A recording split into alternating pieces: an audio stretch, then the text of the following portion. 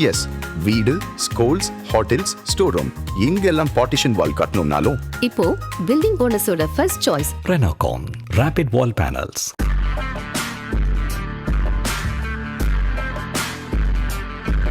வணக்கம் ஜெய்ஹிந்த். இன்னைக்கு நம்ம சேனலில் சைனா, இந்தியா, ஜப்பான் பற்றி ஒரு மிக முக்கியமான ஒரு ஜியோ பொலிட்டிக்கல் அப்டேட் பார்க்க போகிறோம். இந்திய சைனா உறவு அப்படின்றது ட்ரம்ப்போடைய அந்த ட்ரேட் வாருக்கு பிறகு, அதாவது குறிப்பாக சொல்லணும்னா ஆகஸ்ட் மாதம் பிறகு பெருமளவு சீரடைஞ்சதை நம்ம பார்த்தோம். 3 முக்கியமான விஷயங்கள். இந்தியா மீண்டும் சீனர்களுக்கு வீசா கொடுக்க ஆரம்பிச்சிட்டாங்க. கிட்டத்தட்ட 50,000 வீசா இப்போ அப்ரூவ் பண்ணியிருக்காங்க. இந்தியா சீனா இடையே டைரக்ட் விமான சேவை மீண்டும் துவக்கப்பட்டிருக்கு. அதே மாதிரி பார்த்தீங்கன்னா சைனாவும் சில ரேர் எர்த் மினரல்ஸ் போன்ற மேக்னெட்ஸ் போன்ற இடங்களில் இந்தியாவுக்கு தடை செய்து வச்சுருந்தாங்க. அதை அவங்க மீண்டும் துவங்க ஆரம்பித்தாங்க. ஒரே ஒரு கண்டிஷனில் அமெரிக்காவுக்கு மட்டும் நீங்கள் கொடுக்காதீங்க அப்படின்னு சொல்லிட்டு. ஸோ இது உறவு சீரானாலும் அடிப்படையாக ரெண்டுமே என்றைக்குமே நட்பு நாடுகளாக இருக்க முடியாது அப்படின்றது நம்ம என்றைக்குமே சொல்லியிருக்கிறோம்.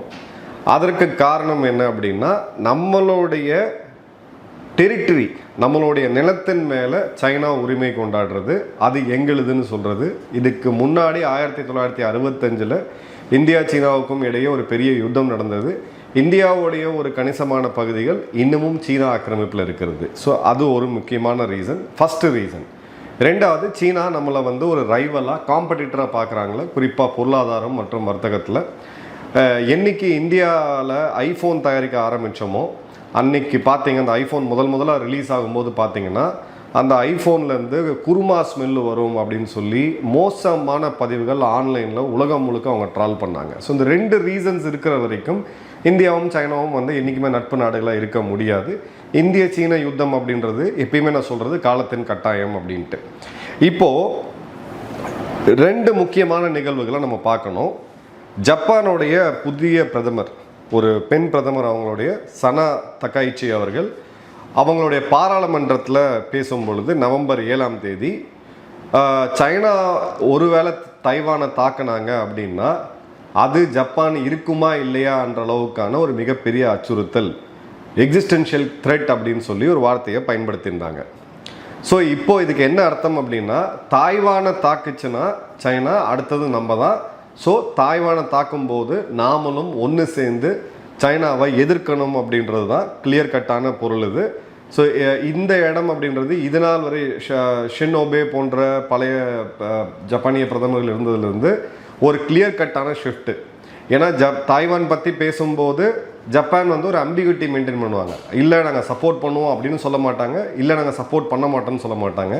இந்த முறை தான் அவங்க ஒரு பெண் பிரதமர், ரொம்ப ஒரு டைனமிக்கான ஒரு லீடர், ஒரு பெண் தலைவர், தெளிவான ஸ்டாண்ட் எடுத்திருக்கிறாங்க. தாய்வான் தாக்கப்பட்டால் அடுத்தது ஜப்பானோட நம்பர் வந்துடும். ஸோ ஜப்பானும் தாய்வானும் சேர்ந்து இந்த போரை எதிர்கொள்ளும் அப்படின்றது மட்டுமே இல்லாமல் ஒரு மிகப்பெரிய மிலிட்ரி ரீவேம்பையும் அவங்க பண்ணிக்கிட்டு இருக்காங்க அப்படின்றத பார்க்குறோம். ஸோ தாய்வானோட எமர்ஜென்சி அப்படின்றது ஜப்பானோட எமர்ஜென்சி அப்படின்றதுக்கான பொருள்.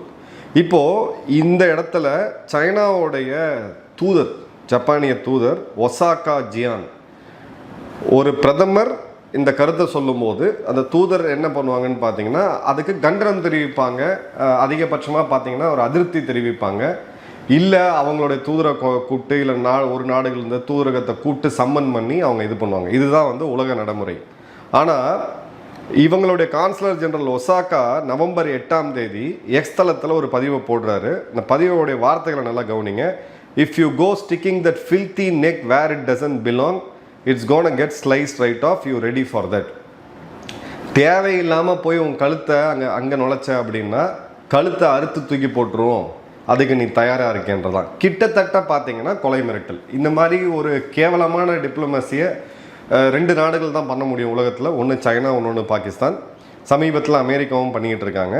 ஸோ இது பார்த்தீங்க அப்படின்னா அதன் பிறகு இன்னொரு போஸ்ட் போடுறாங்க. There are some foolish Japanese politicians out there spouting nonsense about a Taiwan contingency being a Japan contingency. They must really want to die. சில முட்டாள், அதாவது அவங்க பிரதமரை குறிப்பிட்டு சொல்கிறாங்க, சில முட்டாள் ஜப்பானிய அரசியல்வாதிகள் தாய்வானோட பிரச்சனை அப்படின்றது ஜப்பானோட பிரச்சனைன்னு சொல்லி பேசிகிட்டு இருக்காங்க. இதுக்கு எல்லாரும் சாகணும்னு முடிவு பண்ணிட்டு தான் பேசுகிறாங்க போல் அப்படின்னு சொல்லி ஒரு போஸ்ட் போட்டார். போஸ்ட் போட்ட பிறகு உடனடியாக அதை டெலீட்டும் பண்ணாங்க.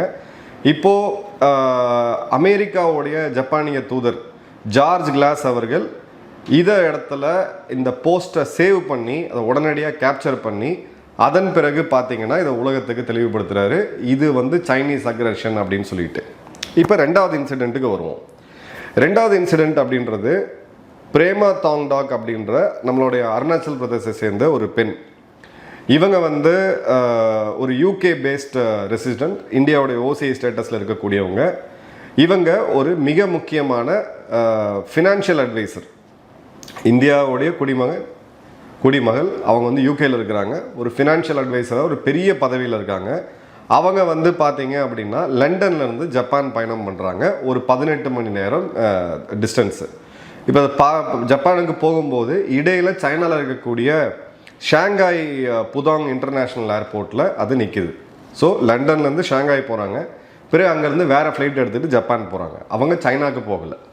இப்போது அந்த ஃப்ளைட்லேருந்து வெளியில் வந்துட்டு மீண்டும் நீங்கள் சைனீஸ் இமிக்ரேஷனுக்குள்ளே போக வேண்டியது இருக்கும். அந்த இமிக்ரேஷனில் போகும்போது நீங்கள் டிரான்சிட் ஜென்ரலாக அதெல்லாம் கேள்வி கேட்க மாட்டாங்க. ஏன்னா நீங்கள் ஃப்ளைட்டை விட்டு வெளில போகிறது கிடையாது, உங்கள் லக்கேஜ் எல்லாம் அங்கே தான் இருக்குது. ஜஸ்ட் நீங்கள் எங்கே போகிறீங்க அப்படின்றத மட்டும் சோதிப்பாங்க. அப்போது பண்ணும் பொழுது அவங்களுடைய இந்திய பாஸ்போர்ட்டில் பர்த் பிளேஸ் அப்படின்றது, பிறந்த இடம் அப்படின்றது அருணாச்சல் பிரதேசம் அப்படின்றது இருக்குது. அருணாச்சல் பிரதேஷ்ன்ற பேரை பார்த்துட்டு இது இந்தியாவிலே கிடையாது, நீ இந்தியா பாஸ்போர்ட்டில் போகக்கூடாது, நீ சைனாவுடைய பாஸ்போர்ட்டில் தான் போகணும்னு சொல்லி ஹராஸ் பண்ணி அருணாச்சல் பிரதேசம் வந்து சீனாவுடைய பகுதி, இது இந்தியாவுடைய பகுதி கிடையாது அப்படின்னு சொல்லிட்டு அதன் பிறகு பார்த்தீங்கன்னா அந்த ஃப்ளைட்டை மிஸ் பண்ணி அவங்க வேற ஒரு சைனீஸ் ஏர்லைனில் ஒரு டிக்கெட்டை புக் பண்ணிவிட்டு அவங்க வேற வழி இல்லாமல் இதை வந்து இந்திய தூதரகத்துக்கு கால் பண்ணி அப்புறம் இந்திய தூதரக அதிகாரிகள் போய் தலையிட்டு கிட்டத்தட்ட ஒரு 6 மணி நேரம் அந்த பெண்ணை வந்து ஒரு வேதனைக்கு உள்ளாக்கின பிறகு இந்திய தூதரகத்தோட தலையீட்டின் பேரில் அவங்க வந்து கிளம்பி போகிறாங்க. ஜப்பானில் போய் இறங்கின உடனே அவங்க இந்த இஷ்யூ வந்து ஹைலைட் பண்ணுறாங்க.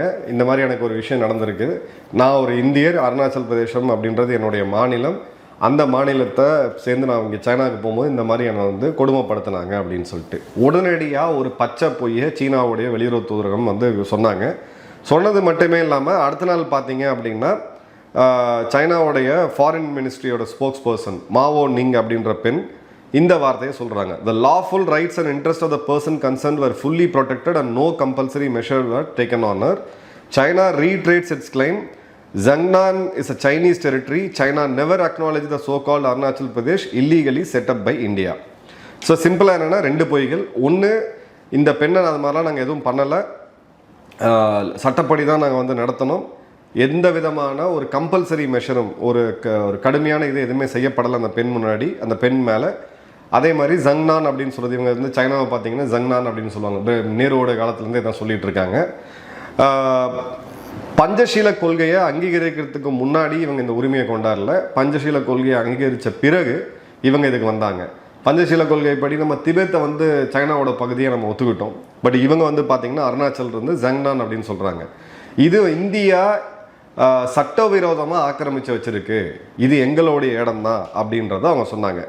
உடனடியாக இந்தியாவுடைய எம்இஏவுடைய ஸ்போக்ஸ் பர்சன் ரந்தீர் ஜஸ்வால் அவர்கள் இது வந்து பார்த்தீங்க அப்படின்னா the detention as arbitrary and a violation of international aviation conventions, இந்த பெண்ணை வந்து நீங்கள் தடுத்து நிறுத்தி இந்த மாதிரி ஹராஸ் பண்ணது வந்து சர்வதேச விமான போக்குவரத்து விதிகளை மீறதாகும். Arunachal Pradesh is an Indian integral and inalienable part of India and that's a fact that is self-evident. No amount of denial by the Chinese side is going to change the indisputable reality. Arunachal பிரதேசம் இந்தியாவுடைய ஒரு இன்றியமையாத ஒரு இறையாண்மைக்கு உட்பட்ட பகுதியாக இருக்கும். அதே மாதிரி பார்த்தீங்க அப்படின்னா இதுக்கு வந்து ஒரு செல்ஃப் எவிடன்ஸ் இருக்குது. இது நீங்கள் எவ்வளோ தடவை நீங்கள் மாற்றி பேசினாலும் ரியாலிட்டி என்பது மாறப்போகிறது கிடையாது அப்படின்னு சொல்லிட்டு நாம் வந்து சீனாவுக்கு கண்டனம் தெரிவிக்கிறோம். சீன தூதரகம் வந்து நம்மளுக்கு, சீனாவுடைய வெளியுறவுத்துறை வந்து நம்மளோட தூதரகத்துக்கு கண்டனம் தெரிவிக்கிறாங்க, முடியுது. இப்போது இந்த ரெண்டுத்தையும் சேர்த்து நீங்கள் பார்த்தீங்க அப்படின்னா இவங்களுடைய அக்ரெஷன் அப்படின்றது மீண்டும் வருது. ஏன்னா ஜப்பான் கிட்ட, அதாவது ஒரு பிரதமரை முட்டாள்னு சொல்றது மட்டும் இல்லாமல் அவங்க கழுத்தை வெட்டி போட்டுருவோம் அப்படின்னு சொல்லி, இதெல்லாம் வந்து பார்த்தீங்கன்னா இந்த 50 ரூபாலேருந்து 200 ரூபாய்க்கு வாங்கிட்டு பதிவு போடுறவங்க வந்து யூஸ் பண்ணக்கூடிய லாங்குவேஜ். இது வந்து ஒரு சைனாவுடைய தூதர் யூஸ் பண்ணக்கூடிய லாங்குவேஜ் கிடையாது. இப்போ இந்த இடத்துல ஜூலை 2031 ஷி ஜின்பிங் சிசிபி சேர்மனா, கம்யூனிஸ்ட் பார்ட்டியோட சைனாவுடைய சேர்மனா அவர் வந்து பதவி இருக்கிறாரு. பிறகு சென்ட்ரல் மிலிட்ரி கமிஷன், அவங்களுடைய மிக அதாவது 3 அமைப்புகள் சைனாவில் பவர்ஃபுல்லாக இருக்கிறது. ஒன்று பார்த்தீங்கன்னா அந்த கட்சியோடைய தலைவர், சிசிபியோடைய சேர்மன். ரெண்டாவது சென்ட்ரல் மிலிட்ரி கமிஷனுடைய தலைவர். மூணாவது அந்த நாட்டோடைய பிரசிடென்ட். இப்போ அந்த மூணுமே ஷி ஜின்பிங் தான். ஸோ ஷி ஜின்பிங் வந்த பிறகு ஒரு 4 மாதத்தில் சைனாவுடைய தேசிய நாளேடு ஒன்று, ஜொங்கோ ஷிங்விஷே அப்படின்ற நாளேடு, இதில் ஒரு கட்டுரை வந்து பப்ளிஷ் பண்ணுறாங்க. அதில் revealing the 6 wars China must fight in the coming 50 years அப்படின்றத பயன்படுத்துகிறாங்க. வரக்கூடிய 50 வருடத்தில், அதாவது 2013 எழுதுகிறாங்க, 2063க்குள்ள சைனா செய்ய வேண்டிய 6 யுத்தங்கள் அப்படின்றது அந்த இதில் இருக்குது. இந்த ஆர்டிக்கிளோட லிங்க் நான் உங்களுக்கு தரேன். 2013 ஆஸ்திரேலியன் ஸ்ட்ராட்டஜிக் பாலிசி இன்ஸ்டியூட் அப்படின்ற ASPOடைய பிளாகில் இருக்குது. இப்போ இந்த வார் என்னென்ன அப்படின்னு பார்த்தீங்கன்னா, ஃபர்ஸ்ட் வார் வந்து யூனிஃபிகேஷன் ஆஃப் தைவான். தாய்வானை மீண்டும் ஆக்கிரமிக்கணும். இதற்கான கால நேரம் அவங்க கொடுத்தது 2020லேருந்து 2025. அடுத்த சண்டை அப்படின்றது recovery of South China Sea islands. பேசிக்கலாக பார்த்தீங்கன்னா வியட்நாம் மற்றும் பிலிப்பைன்ஸ்லேருந்து அவங்க தீவுகளை பிடுங்கிறது 2025லேருந்து 30. மூணாவது இவங்க சதர்ன் டிபெட்னு சொல்லக்கூடியது. பேசிக்கலாக பார்த்தீங்கன்னா அருணாச்சல் பிரதேசை இந்தியா கிட்டேருந்து ஆக்கிரமிக்கணும் அப்படின்னு சொல்லி 2035லேருந்து 40. அதன் பிறகு பார்த்தீங்கன்னா ரிகவரி ஆஃப் தியோதாய் ரைக்கூஸ் அப்படின்னு சொல்லக்கூடிய ஜப்பானிய தீவுகள் 2040லேருந்து 45. யூனிஃபிகேஷன் ஆஃப் அவுட்டர் மங்கோலியா 2045லேருந்து 50. அதன் பிறகு recovery of territory seized by ரஷ்யாவுடைய ஃபார் ஈஸ்ட். அங்கே ரஷ்யாவுடைய இடங்களை சில டைம் இவங்க ஆக்கிரமிச்சு வச்சுருக்காங்க. ஸோ 2055லேருந்து 60. ஸோ ஆர்டர் படி தாய்வான் முதல்ல, வியட்நாம் பிலிப்பைன்ஸ் 2வது, அருணாச்சல் பிரதேசம் இந்தியா 3வது, ஜப்பான் 4வது, மங்கோலியா 5வது, 6வது ரஷ்யா. இது அவங்களுடைய அரசு ஊடகத்தில் ஷி ஜின்பிங் அதிபராக பதவியேற்ற ஒரு 3 மாத காலத்தில் வெளியிட்டிருந்தாங்க. அது எப்படி பண்ணுவோம் அப்படின்றதையும் வெளியிட்டிருந்தாங்க. இது பார்த்தீங்க அப்படின்னா 1938 சைனா ஷேம்னு சொல்லக்கூடிய அவங்களுடைய மேப்பு. சைனாவுடைய ரிப்பப்ளிகன் கவர்மெண்ட் அந்த இடத்துல பார்த்தீங்கன்னா done from China by imperialistic, நம்மளுடைய நாட்டை சிதைச்சு நம்மளை வந்து கிழிச்சு எறிஞ்சிட்டாங்க அப்படின்னு சொல்லி அந்த மேப்பில் பார்த்தீங்க அப்படின்னா இவங்க சொல்லக்கூடிய இந்த எல்லா இடமுமே இருக்குது, இன்க்ளூடிங் நம்மளுடைய அருணாச்சல் பிரதேஷ். ஸோ 1038 அசிங்கப்பட்ட சீனா 2013 ஷி ஜின்பிங் வந்த பிறகு அடுத்த 50 வருடத்தில் இது எல்லாத்தையும் நாங்கள் மீட்டெடுப்போம் அப்படின்னு சொல்லி இந்த 6 யுத்தத்தை வந்து கொண்டு வந்திருக்கிறாங்க. இப்போது ஃபஸ்ட்டு இது நடந்திருக்கா அப்படின்னு பார்ப்போம். 2020லேருந்து 25 அப்படின்றது பார்த்தீங்கன்னா தாய்வானை நேரம் இவங்க பிடிச்சிருக்கணும். 2025 இப்போ முடிய போகுது. இப்போது இவங்களால் தாய்வானை எதுவும் பண்ண முடியல. பட் தாய்வானை நெருக்கிறதுக்கான எல்லா வேலையும் பண்ணிக்கிட்டு இருக்காங்க. போர் ஒத்திகளை தொடர்ந்து பண்ணிகிட்டு இருக்காங்க. இராணுவ வலிமை வந்து கட்டமைச்சிட்டு இருக்காங்க. அடுத்தது தென்சீன கடல் பகுதி அடுத்த வர 5 வருடத்தில் 2030க்குள்ள இது பார்த்தீங்க அப்படின்னா ஒரு செயற்கை தீவுகளை கொண்டு வந்து இந்த இடத்த அதிகமாக மிலிட்டரைஸ் பண்ணுறதுலேருந்து எல்லாமே பண்ணிக்கிட்டு இருக்காங்க.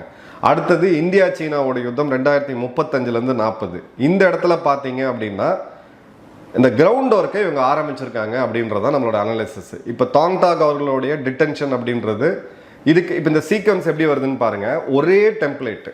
ஃபஸ்ட்டு அந்த இடத்த வந்து உரிமை கொண்டாடுறது, அடுத்தது அதுக்கு சீன பெயர்களை வைக்கிறது, அதன் பிறகு அதில் அந்த மேப்பை மாற்றுறது, அதன் பிறகு தொடர்ச்சியாக அது எங்களுதுன்னு சொல்லி கட்டுரைகள் எழுதுறது, இதை ப்ராபகேட் பண்ணுறது, அதன் பிறகு பார்த்தீங்க அப்படின்னா சிறு சிறு இன்ட்ரூஷன்ஸை பண்ணுறது, அவங்களுடைய விமானங்கள் கப்பல்கள் அனுப்புறது, அதன் பிறகு ஒரு சிறு சண்டை கல்வான் மாதிரி. ஸோ இதே பேட்டர்ன் தான் தாய்வான் கிட்ட அவங்க பண்ணாங்க, ஜப்பான் கிட்ட பண்ணிகிட்டு இருக்காங்க, பிலிப்பைன்ஸ், வியட்நாம், பல நாடுகள் அங்கே இருக்கக்கூடிய ஒரு 10 நாடுகளில் இதை தான் பண்ணிகிட்டு இருக்காங்க. இந்தியாவை நல்லா கவனிச்சிங்கன்னா அருணாச்சல் பிரதேஷோட பேர் மாற்றத்தை அவங்க 2023 அறிவித்தாங்க. அங்கே இருக்கக்கூடிய ஏரிகளோட பேரை சீன பேர்களாக வச்சாங்க ஃபஸ்ட்டு. அப்புறம் இன்னொரு முறை பேர் மாற்றம் செய்யப்பட்டது. அருணாச்சலுக்கு வரக்கூடிய தண்ணியை தடுக்கிறதுக்கு ஒரு டேம் ப்ராஜெக்டை, உலகத்தோடைய மிகப்பெரிய டேம் ப்ராஜெக்டை இப்போ ஆரம்பிச்சிருக்காங்க. அருணாச்சலோட எல்லையில் இருக்கக்கூடிய பகுதிகளில் பல புது கிராமங்கள்லாம் அவங்க கொண்டு வராங்க, பார்டர் வில்லேஜஸ் அவங்க கொண்டு வராங்க. ரோடு எக்ஸ்டெண்ட் ஆகி அருணாச்சல் பிரதேசம் வரைக்கும் வந்திருக்கு. போன வருடம் யாங்ஸ்டேல 100 சீனர்கள் ஊடுருவி அங்கே இருக்கக்கூடிய ஒரு இந்தியன் மிலிட்ரி போஸ்ட்டை கைப்பற்ற ட்ரை பண்ணி அதன் பிறகு நம்மளுடைய வீரர்கள் கடுமையாக அவங்கள தாக்கி 26 பேரோடைய கை காலை உடைச்சி திரும்ப போனோடனே அதுக்கப்புறம் இப்போ சைலண்ட் ஆகிட்டாங்க. ஏன்னா அந்த உளவு தகவலை கொடுத்தது மிக முக்கியமாக பார்த்தோம் அப்படின்னா அந்த டைமில் அந்த தலைக்கு மேலே பறந்துட்டு இருந்த ஒரு அமெரிக்கன் சேட்டலைட். ஸோ இந்தியா அமெரிக்காவுடைய உறவு எங்கே முக்கியன்றதை இந்த பாயிண்டில் நம்ம புரிஞ்சுக்கணும். ஏன்னா காமன் எனிமி அப்படின்றது இவங்க தான். ஸோ இந்த டிப்ளமேட்டிக் ஹராஸ்மெண்ட்டு, அதன் பிறகு பேர் மாற்றுறது, அதன் பிறகு பார்த்தீங்கன்னா இப்போது தென் திபெத் அப்படின்னு சொல்லிட்டு இருந்தவங்க ஜங்னான் அப்படின்னு சொல்லி அருணாச்சல் பிரதேஷுக்கு அவங்களோட பேரை வைக்கிறது அப்படின்னு நம்ம பார்த்துருக்கோம். அதே மாதிரி இந்த உல்ஃப் வாரியர் டிப்ளமசி, கடுமையான ஒரு இதை கொடுக்கறது.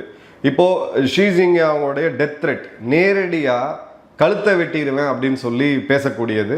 அதன் பிறகு பார்த்தீங்கன்னா ஜப்பானுக்கு சுற்றுலா போகக்கூடாதுன்னு சொல்லி தடைகள், ஜப்பானில் இருக்கக்கூடிய மீன் இறக்குமதிக்கு தடைகள், அதே மாதிரி நேஷனல் லெவலில் ஒரு ப்ரோபகண்டா கண்டக்ட் பண்ணுறது அப்படின்னு சொல்லிட்டு தொடர்ந்து இவங்க இது பண்ணிட்டு இருக்காங்க. பட் இந்தியா கிட்ட அந்த மாதிரி பண்ண முடியாது. இப்போ ஜப்பான பிரதமரை மிரட்டுற மாதிரி இங்கே இந்திய பிரதமரை மிரட்டுறதோ இல்லை இந்திய மக்கள்கிட்ட இது பண்ணவும் முடியாது. அவங்களுக்கு நல்லா தெரியும் எந்த அளவுக்கு போகணும் அப்படின்றதும் சீனர்களுக்கு ரொம்ப நல்லா தெரியும். இப்போது இந்தியா கிட்ட இந்த அளவுக்கு அக்ரெசிவாக இருக்காததுக்கான காரணம் என்ன அப்படின்னு பார்த்தீங்கன்னா, அடிப்படையாக நம்ம கிட்ட இருக்கக்கூடிய அணு ஆயுதம், ரெண்டாவது அக்னி 5 அடுத்த வெர்ஷன்ஸ், இந்தியாவுடைய ஏவுகணை ரேஞ்சுக்குள்ளே தான் சீனாவுடைய கணிசமான நகரங்கள் அப்படின்றது இருக்குது. விமானம் தாங்கிய போர்க்கப்பல்கள் அவங்ககிட்ட 3, நம்மக்கிட்ட 2. பட் நம்மளுக்கு 2மே கிட்டத்தட்ட ப்ளூ வாட்டர்னு சொல்லக்கூடிய அளவுக்கான இது இருக்குது.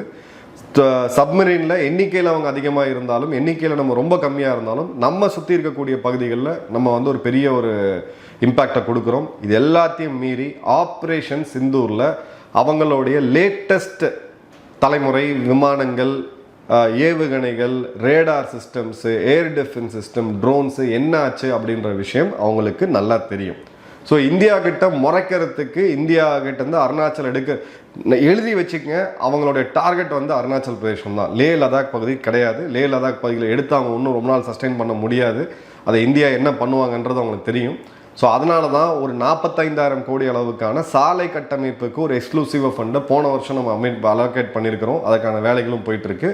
ஸோ இப்போ சமீபத்தில் நடக்கக்கூடியது எல்லாமே பார்த்தீங்க அப்படின்னா, இவங்க ஒரு கிளியர் கட்டான அந்த 2013 6 யுத்தங்களில் இவங்க மீண்டும் இப்போ ஒரு விண்டோ கிடச்சி ஆரம்பிச்சிருக்காங்க. ஏன்னா இதில் ஒரு அடிப்படை முட்டாள்தனம் யார் பண்ணதுன்னு பார்த்தீங்கன்னா ட்ரம்ப் அவர்கள் தான்.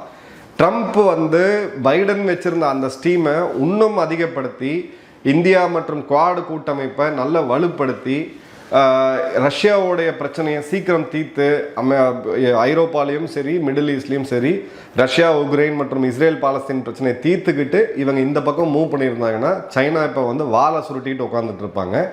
நடுவில் ட்ரம்ப் அவசரமாக ட்ரேட் வாரை ஓப்பன் பண்ணி அந்த ட்ரேட் வாரில் கணிசமான அளவுக்கு சீனா வெற்றி பெற்றதோடைய விளைவு தான் இப்போ ஜப்பான் கிட்ட வாலாட்டுறதும் இந்தியா கிட்ட வாலாட்டுறதும். இந்தியா இப்போது இவங்களுடைய ஒரு 10 பேரை ஏர்போர்ட்டில் எங்கேயாவது ஒரு இடத்துல ஓரமாக கட்டி வச்சுட்டு, ஏன்னா இவங்க பண்ணுற வேலை எல்லாம் அப்படி தான் பண்ணுவாங்க, இவங்களை ட்ரீட் பண்ண வேண்டிய விதத்தில் ட்ரீட் பண்ணி இந்தியாவுடைய கடற்படை தன்னுடைய வலிமையை காமிச்சாங்கன்னா இவங்க இயல்புக்கு வந்துடுவாங்க. இது மேலே எழும்பக்கூடிய ஒரு பந்து, அதை நீங்கள் தட்டி தான் திரும்ப கீழே கொண்டு வரணும். ஸோ இந்திய சைனா உறவு அப்படின்றது என்றைக்குமே நிரந்தரமானது கிடையாது. இந்த 6 யுத்தங்கள் அப்படின்றது இவங்களுடைய கனவு. ஆனால் ஒரு பைத்தியகாரத்தனம் அப்படின்னு சொல்லுவேன். 50 வருடம் ஒரு நாடு யுத்தத்தில் இருந்துச்சுன்னா அந்த நாடு உலகத்தில் சரித்திரம் நிரந்தரமாக நினைச்சதா சரித்திரமே கிடையாது. இந்த 6 யுத்தங்கள் இது எல்லாமே இவங்களுடைய கனவே தவிர இவங்க கிட்ட அந்த போர் திறன் அப்படின்றது இன்றைக்கும் வீக்காக தான் இருக்கிறாங்க. அவங்க நான் கான்டாக்ட் வார்ஃபேரை நோக்கி போகிறாங்களே ஒழிய கிட்டத்தட்ட 32 இராணுவ தளபதிகள் கடந்த 3-4 வருடங்களில் மட்டுமே மாற்றப்பட்டிருக்காங்க. இவங்களுடைய இராணுவம் லஞ்ச லாவண்யம் நிறைந்தது. கடைசியாக இவங்க சண்டை போட்டது 1979 வியட்நாமில். இந்த கனவுகள் இருந்தாலும் பட் இந்த கோயர்ஷன் ஆக்டிவிட்டீஸ் நம்ம இந்த இடத்துல கேர்ஃபுல்லாக தான் இருக்கணும். அருணாச்சல் பொறுத்த வரைக்கும் என்றைக்குமே சைனா நம்ம ஒரு யுத்தம் செய்யும் அப்படின்ற ஒரு டிஃபென்ஸ் மற்றும் அஃபென்சிவ் கேப்பபிலிட்டி நம்ம வச்சுக்கிட்டு இருந்தால் தான் இவங்களை நம்ம தடுக்க முடியும். உங்கள் கருத்துக்கள்ன்றதை மறக்காம கான்வர்ஸில் போடுங்க. நன்றி, வணக்கம், ஜெயன்.